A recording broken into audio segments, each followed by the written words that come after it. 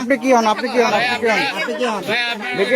ঠিক আছে এই যে মহিলা সংস্থায় ওখানে আমার বিষয় হয়েছিল, ওখানে আমি ওনাকে তালাক দিই এবং 50,000 টাকা মরণ ছিল, সেখানে 2 লাখ টাকা দেওয়া হয় এই বিষয়। তারপরে আমার ওখানে কোনো কথাবার্তা হয় নাই এই বিষয়ে, ওখানে 1 টাকা দেওয়া হয়নি, মন্তব্য করে দেওয়া টাকা 2 লাখ দেওয়া হচ্ছে এবং এফিডেভিট করে ক্লিয়ার করা হচ্ছে। তারপরে আমি হচ্ছে বিয়ে করেছি, আমার বিয়ে করে আবার নতুন ঘর সংসার করছি। তালাকের কোনো কাগজ আছে আপনার? তালাক যেটা হচ্ছে সেটা কাগজ আছে কি? আপোষ নামা যে তালাক দেওয়া আছে ওখানে আছে তো? না, মামলার আপোষনামা আর আপনি যদি তালাক দিয়ে থাকেন তালাকের কাগজ তো আলাদা, আপোষনামা আলাদা। আমার আপোষনামা আছে, তালাকের আপোষনামা আছে। আচ্ছা দাঁড়ান একটু আমরা কথা বলি ভাই। আপনি যে তালাকনামাটা যেটা হচ্ছে বা আপোষনামা যেটা করছেন এটা কবে করছেন? এটা তারিখটা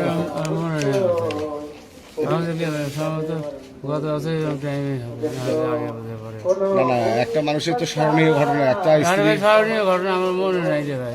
আমার কাগজ দেখলে আমি বুঝতে পারবো, কাগজ দেখলে আপনি বলতে পারবেন। আমি শুনলাম যে আপনি নেশাগ্রস্ত হয়ে ওদের মারধর করেন, এরকম একটা শুনলাম। নেশাগ্রস্ত হয়ে কখনো কাউকে মারধর করা হয় না। একটা সুস্থ মানুষ কি এভাবে কথা বলতে পারে? আচ্ছা কাগজ লিখতেছে, তারও দ্বিতীয় হলো ওনার যে কেস চলতেছে সেটা কি উনি জানে না? কেস কিন্তু চলতেছে, কোর্টে কেস চলতেছে, আমরা সব তথ্য দিব। আমরা মামলা দিয়েছি, বাকিলের মামলা উনি দিয়েছিল ডিভোর্স, সব জামিন হয়ে গেছে, সমস্ত কাগজপত্র আছে ভাই। আপনাদের কাছে আমি সময় চাচ্ছি, আমি দিব।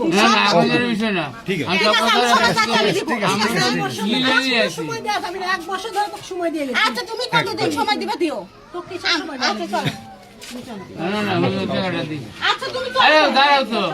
আমার বাবার বাড়ি কাটনাপাড়া, স্বামীর বাড়ি পুরুলিয়া। আজকে আপনি কি চাচ্ছেন এখানে, কেন আসছেন? আজকে আমি চাচ্ছি আমার দুইটা নিয়ে আমার মেয়েদের একটা ভবিষ্যৎ করে দেওয়া হোক, আর আমি তার বউ হিসেবে এখানে চাই, এটা আমার দাবি। উনি কি আপনাকে ডিভোর্স করছেন? উনি আগে ডিভোর্স করে আবার পরবর্তী নিছে, নেওয়ার পরে আবার তৃতীয় বিয়ে করছে। নিছে যে তার কোনো ডকুমেন্টস আছে? আমার যে নিছে তার ডকুমেন্টস আমার কাছে আছে। দেখেন তো একটু।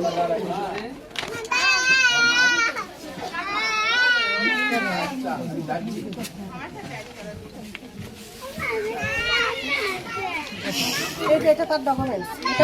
আবার নিকা মানে নিকা করছে না? আলু বেগমের হচ্ছে ছোট ভাইয়ের বউ। আমার নাম হচ্ছে শোভা। আমার বাবার বাসা হচ্ছে দক্ষিণ কাটনারপাড়া, আমি মধ্য কাটনারপাড়ার হচ্ছে ছেলের বউ, এমনকি সম্রাট শাহজাহানের শালার বউ। আমরা এখানে একমাত্র এই কারণেই আসছি, আমার ননদ প্লাস আমার ভাগ্নির হচ্ছে যেন একটা উজ্জ্বল ভবিষ্যৎ হয়, সেই কারণে আসছি। এখন আমার ননদের ওপরে এর আগে অনেক নির্যাতন হয়েছে, হওয়ার পরে ওনাকে ছেড়ে দিছিল ওই মহিলা অধিদপ্তরে, একটা আপোষনামা হচ্ছিল, সেই আপোষনামায় কোনো গার্জিয়ান ছিল না। ওনারা একটা জোরপূর্বক নিয়ে যেয়ে সেই আপোষনামায় সাইন দিয়ে নিতে বলছে, মানে ওনাকে যে বলছে যে এটা আপোষনামা সেটা বলে নাই। আর আপোষনামার ভেতরেও অনেক ঝামেলা আছে, ওনার আপোষনামায় মহিলা অধিদপ্তরের সাব সিল আছে, সাইন আছে, কিন্তু একে যে আপোষনামা দেওয়া হয়েছে সেখানে শাহজাহান আলী সম্রাটের কোনো সিগনেচার নাই, প্লাস মহিলা অধিদপ্তরের কোনো সিল নাই। জি জি আমিও দেখেছি। হ্যাঁ, এটা হচ্ছে মেইন হচ্ছে একটা ফ্যাক্ট। আর হচ্ছে ওকে যে ডিভোর্স দিছে সেটাও কেউ জানে না। পরবর্তীতে ওনাকে যে নেওয়া হয়েছে সেখানে আমি দ্বিতীয় সাক্ষী উপস্থিত ছিলাম, আমার হচ্ছে ইয়েতে সিগনেচার আছে উনি, আর হচ্ছে কাজী সহ হচ্ছে আমাদের ইয়েতে ওর বিয়ে পড়ানো হয়েছে, সেখানে আমি নিজে উপস্থিত থাকে, ওনাদের বিয়েটা মানে পড়ানো হয়েছিল, সেখানে উনি সশরীরে উপস্থিত ছিল।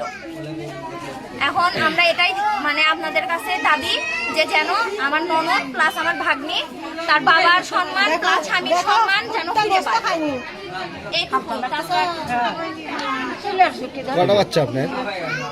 আমার একটা মেয়ে, আমার বড় সতীনের একটা মেয়ে, ওটা আমি মানুষ করে বিয়ে দিচ্ছি। ওটা আমি মানুষ করে আমি বিয়ে দিচ্ছি। সেই মেয়ে আছে এখানে আসতে পারে না, আসলে ঝগড়া করে বের করে দেয়, গালি গালাজ করে, বাবা হয়ে গালি গালাজ করে মেয়েকে।